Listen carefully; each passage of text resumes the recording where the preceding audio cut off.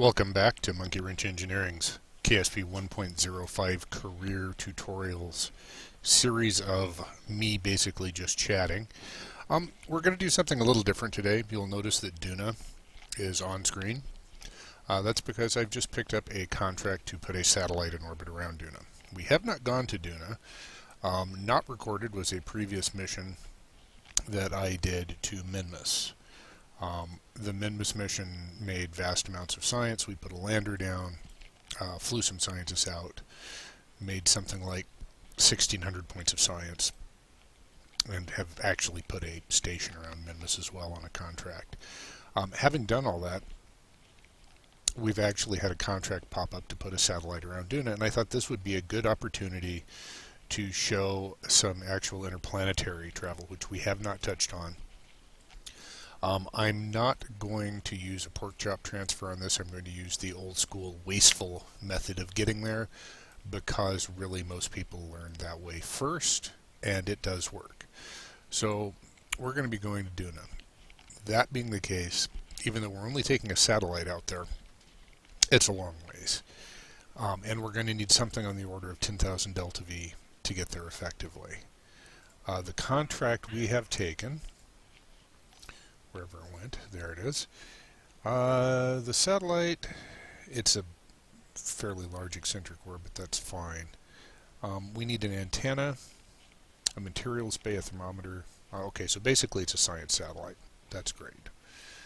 They're paying a fair amount of money, 110,000 on as an advance and another 282 for completion. So we can build a fairly expensive rocket without worrying about it, which is good because this is going to be costly. With the Minmus mission I did and all that science, we've pushed the tech tree out farther. Importantly, we've picked up nuclear propulsion with the LV-N NERV atomic rocket motor, which is very good because we're going to use that.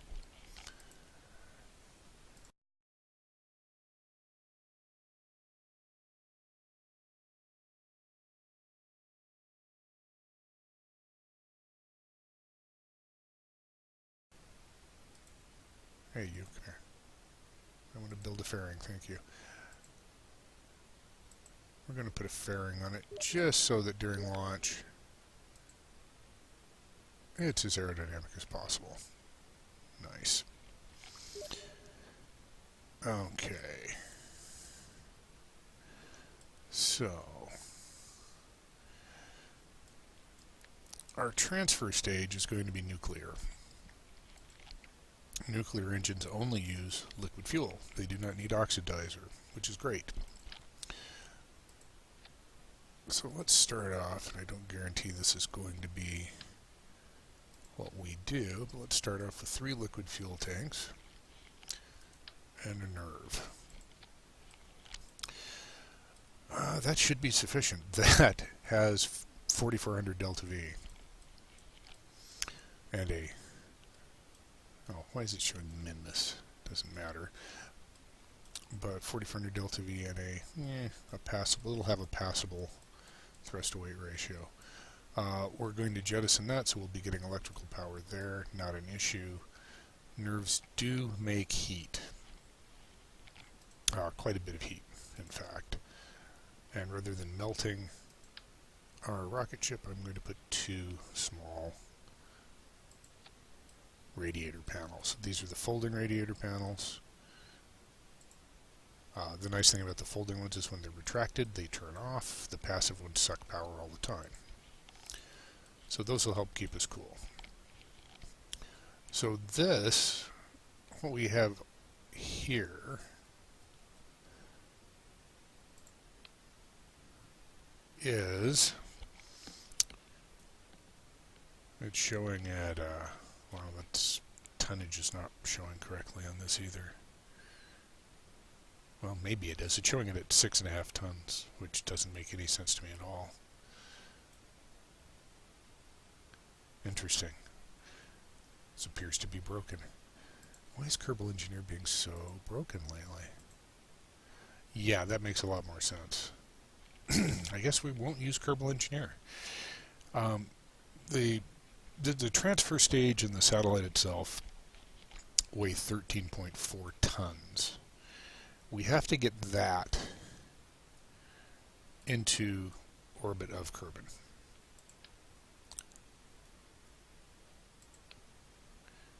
And it's showing a complete delta V of 7,000 and change, actually. So yeah, another 3,600 to get us into a circularized orbit should be sufficient. We're going to err on the side of sloppiness, especially since we're not using a pork chop transfer. So let's over-engineer this a bit.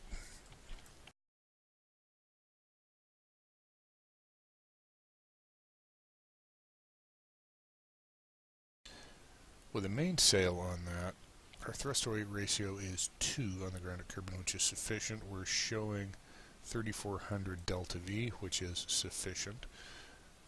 Showing the rocket overall is having 11,900 delta V, which again is sufficient. All that being said, excuse me, I am fighting yet another cold. I'll put some fins on it for stability. I live in fear of not getting things fully circularized in orbit before I run out.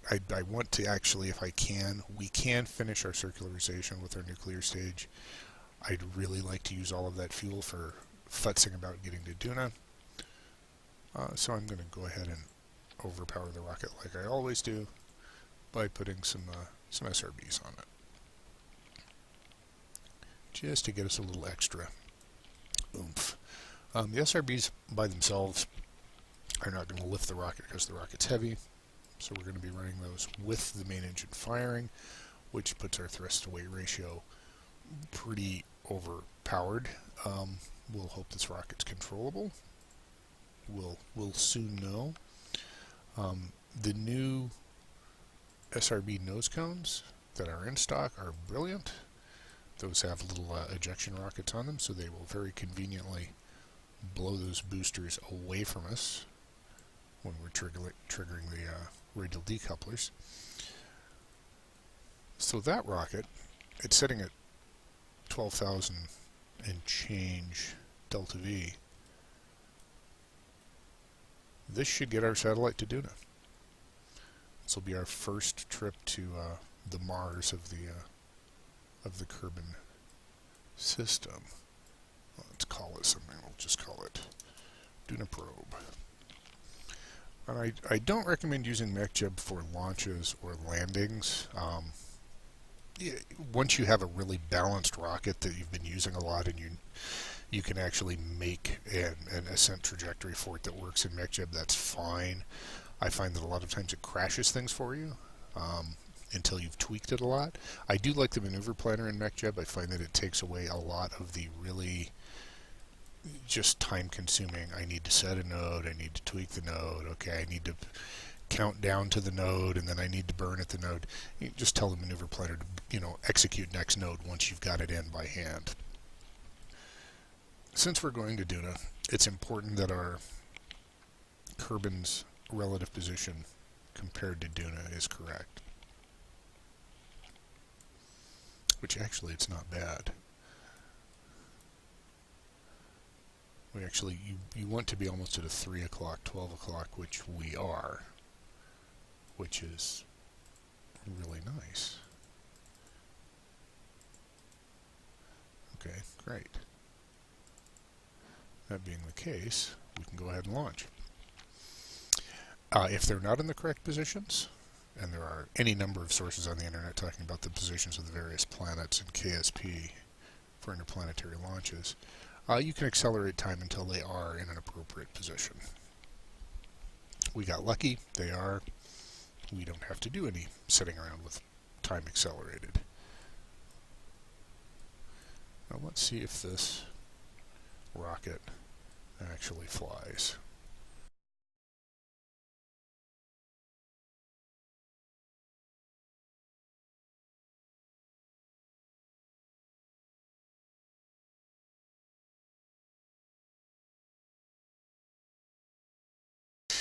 We've overdone that. That's okay. We'll go ahead and add a maneuver.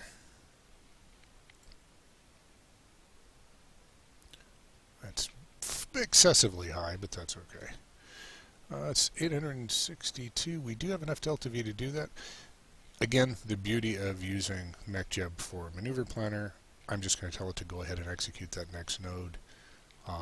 It will do, oops, let's get that fairing off of there.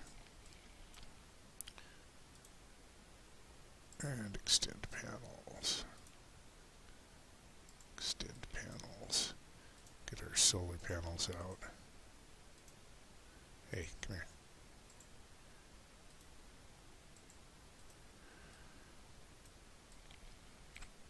MechJeb is right now centering on the maneuver marker for that next node.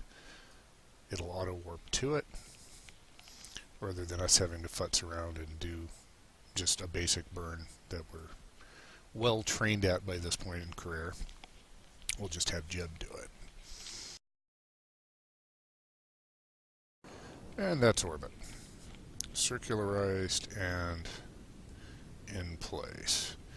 We're even going to have a tiny bit of delta V left over to help with our burn out of the Kerbin system. So, as I said, I'm not going to use the appropriate actual pork chop transfer. Let's do this the old school way. We will set Duna as a target. We're going to want to leave the Kerbin system on an appropriate approach to Duna. Hopefully without the moons messing with us.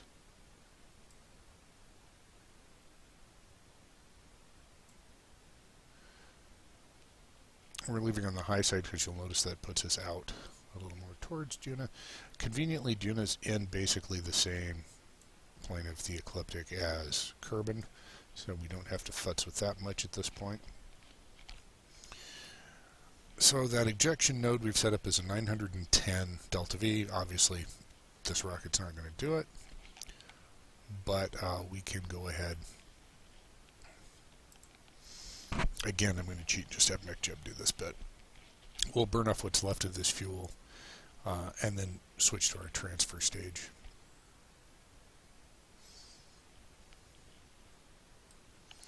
Make sure we haven't, oh, while we're at it, in preparation for the nuclear engine coming on, we'll extend the radiators. As I said, the radiators do use electricity. We have a fairly robust electrical system. I'm not terribly worried about that. And as soon as MechJeb is lined up, which he has, we're now accelerating to our burn. Showing a 16-second burn. If we had enough fuel, this would be incredibly quick to do the ejection orbit on, or the ejection burn on. But we don't have infinite orange tanks of fuel. About half of that. We'll abort node execution, jettison that, and we'll go ahead and execute the node. We are now on the nuclear engine. You'll note suddenly our 16-second burn is 1 minute and 44 seconds.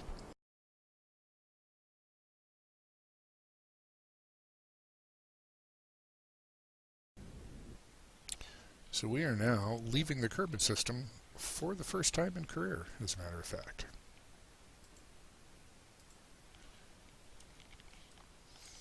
Yep, we're on our way out.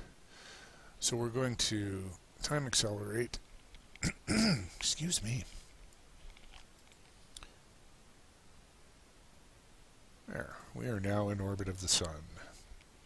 Kerbal, technically. There are a couple, actually, there's any number of ways to do this transfer, but like I said, I'm going to basically do this the old school sloppy way. We're going to do, on our solar orbit, we're going to want to find where we can do a prograde burn and how much of a prograde burn. It'll give us a Duna encounter. It's probably going to be right around there.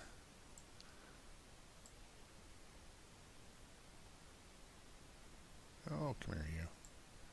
Why are you being difficult?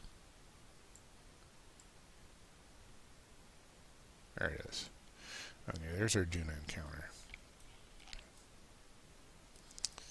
We are going to be, it's a high periapsis, that's fine, we'll tweak that. That's showing a burn of 902 meters per second. That's great, that's why we have this giant nuclear transfer stage with all this delta V. So that burn is going to get us the encounter we need. Once we do that burn, we're going to tweak our closest approach. But again, this is where MechJeb is brilliant. We have to wait, 163 days for this burn. So, you know, MechJeb can make the corner and then count that down for us before the burn, rather than us having to watch it.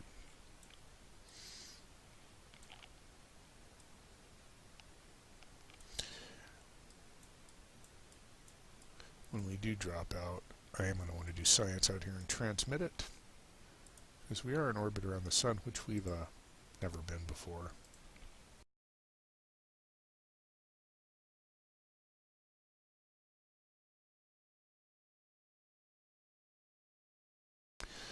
You will notice our radiators are now quite hot because we're running the nuclear engine flat out, but that's why we have them.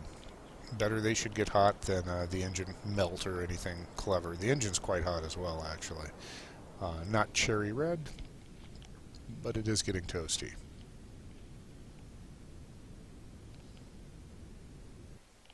And that's our encounter burn done. Now, we'll set focus on Duna. Zoom in, see where we're passing. We're actually coming in a little low and not in a very convenient spot. That's what I figured. We're going to drop in a maneuver node on our flight path.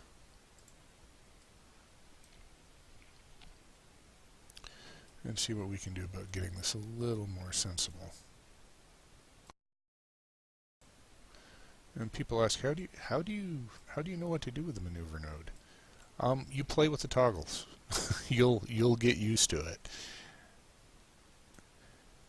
That'll bring us into something roughly like where we want to be. We're not going to aerobrake. We have plenty of delta V to avoid aerobraking, really.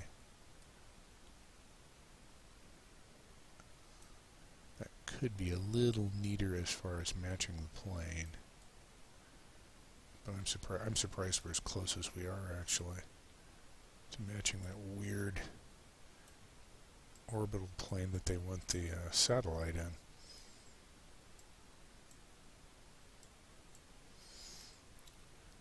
That'll be close enough for government work. And then we'll do a braking burn, which may be a heck of a braking burn. It looks like we're coming in pretty fast. And we will be orbiting the correct way to match the direction they want the satellite to go, which is important. We'll F5 here if it turns out that we've set up a braking burn we can't do for some reason. We can fall back and try again, but we should be fine. So with Maneuver Planner, again, I just whacked execute next node. We've had our node lined in to give us the result we want. The computer will now conveniently turn the ship to face that node and then time warp out to our burn in 10 days and 5 hours. Electrical power is great. We still have 3,500 delta V in this transfer stage, which should be plenty to do a straight braking maneuver without aerobraking. If you do need to aerobrake at Duna, it does have a thin atmosphere. You can go lower than you'd think, depending on how fast you're going. But I mean, it's possible to dip into its atmosphere down to something like 15 kilometers pretty safely, as long as your velocity is not extraordinarily high. So Jeb is doing the burn we had marked out very nicely, although for some reason it's convinced that it's confused. I don't know why. Doesn't matter. What we'll do now, if it'll let me, yeah, we're going to go ahead and warp the rest of the way in so that hopefully the maneuver node will quit flickering our orbital path. It just means it's figuring it over and over again and it's not sure if there's an encounter. I'm pretty sure there's an encounter there. Welcome to Duna. Now, how much fuel is it going to take for us to brake here is the question. So oh, it's not bad at all, actually. Let's brake and try to bring our apoapsis roughly. That's pretty close to an intersection there with the desired orbit. So we'll go ahead and use that. Yeah, it's a 512 braking maneuver. That's actually quite low. While we're high over Duna, we'll log temperature. We'll transmit that. And we'll log pressure data. Pressure data. And we'll transmit that. Oh, looks like a deadline passed for one of our... Oh, that was that thud engine thing that I didn't care about. We've got a ton of world first milestones, orbiting the sun, scientific data from the sun, flyby of Duna, escaping the gravitational influence of this, that, and the other thing. One of the things you need to know is you don't have to be a slave to the contracts. If you're exploring, you will pretty consistently make money. So let's go ahead and execute that braking burn. Bring ourselves into orbit around Duna.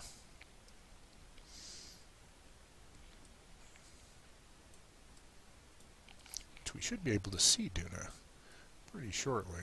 There it is. You can see Ike orbiting it. Ike is Duna's moon.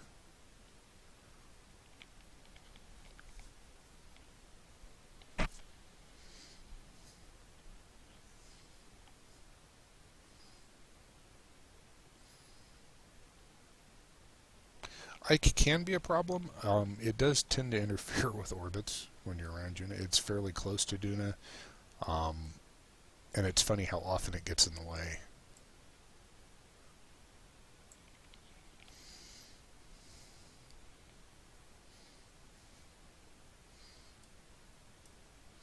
This is a 1 minute and 22-second burn.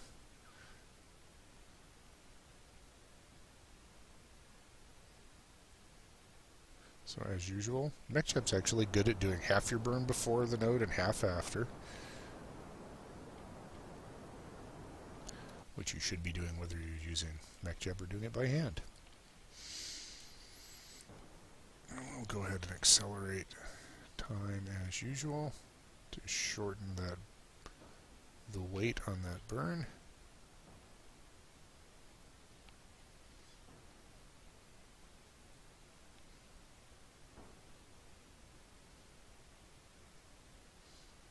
And there we go. Nicely done.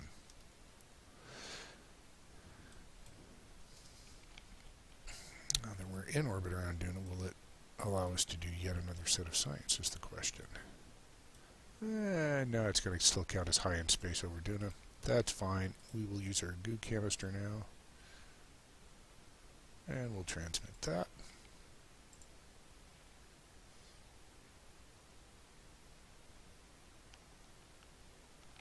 And we will also go ahead with the Science Junior. And we'll transmit that data. So that's going to get us yet more science, which is always good. We'll F5 now that we're safely in orbit. And let's look at actually getting to the orbit that this contract requires.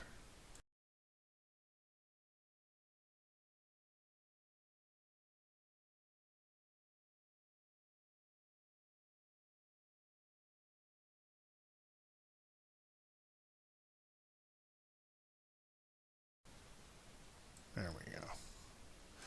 Yeah, we'll just have to trust that Ike's not going to do us any damage on that.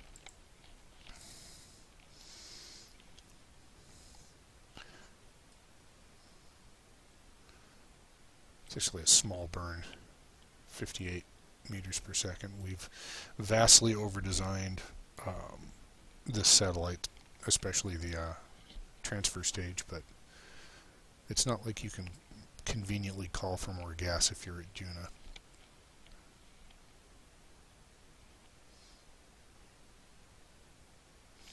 Realistically, we have enough delta V in this. We could do flybys, close flybys of Duna and Ike, do science there, and then put that satellite in orbit if we so desired. That's how much delta V we still have left.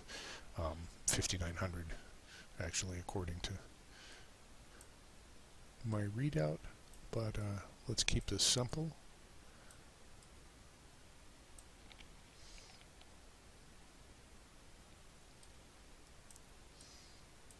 We're going to make plenty of money on this mission anyway, and that leaves things for us to do later, preferably with a manned mission so we can get full science back. And our burn is coming up in about a second. There it starts.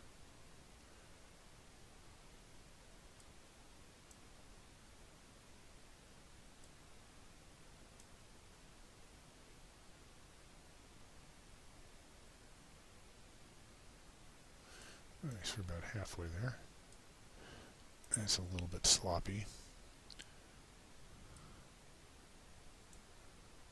Our AP would have preferred that to be over here. That's okay. Actually going to have to do a little fitzing around because I did that so poorly.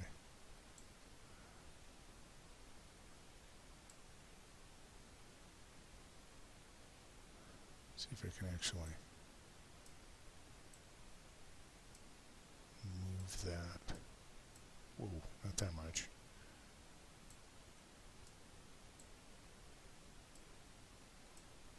What I'm doing is trying to put our current orbits, apoapsis, our AP on top of the desired periapsis of the orbit, which is about right there. That'll allow me to actually line up the AP and the PE appropriately. And we'll go ahead and execute that node. That's a burn of another 10.4, so just little bits of delta V.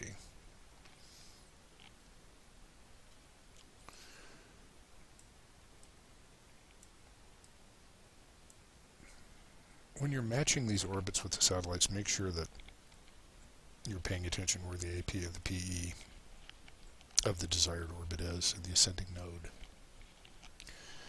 and you're doing your best to match those.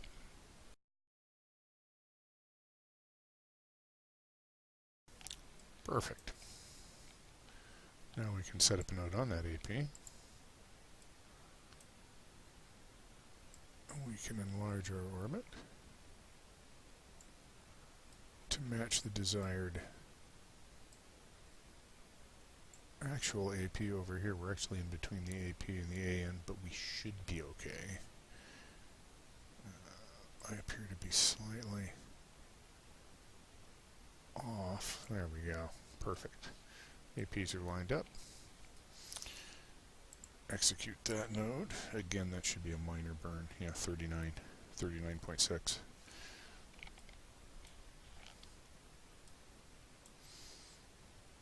Thankfully, Ike has not interfered with us at all thus far.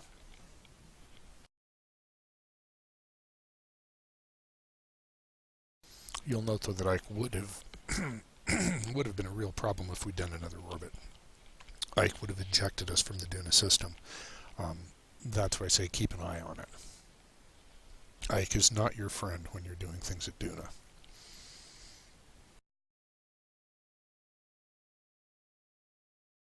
And it completed. Excellent. We've wildly overbuilt this rocket. We actually have 6,000 meters of delta V left. We could go to Joule. That's fine, though. At some point, you're going to get another contract that's going to ask you to move this or possibly put another satellite in some location here. and you're going to have this sitting here ready to go. We will collect our 280,000 plus other world firsts, and discover we picked up a little science on that. We've got a 204 in the bank now.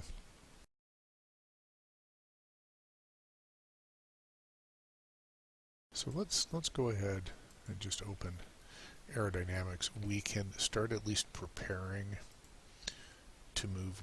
We're going to want supersonic flight at some point. We're going to want advanced aerodynamics. Realistically, we're going to want all of them to actually be able to build space planes.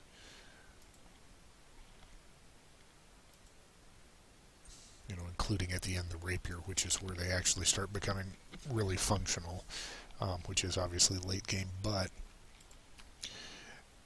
in the early stages, the possibilities just with supersonic flight and building some rocket-propelled, effectively just returnable first stages is pretty attractive. So let's go ahead.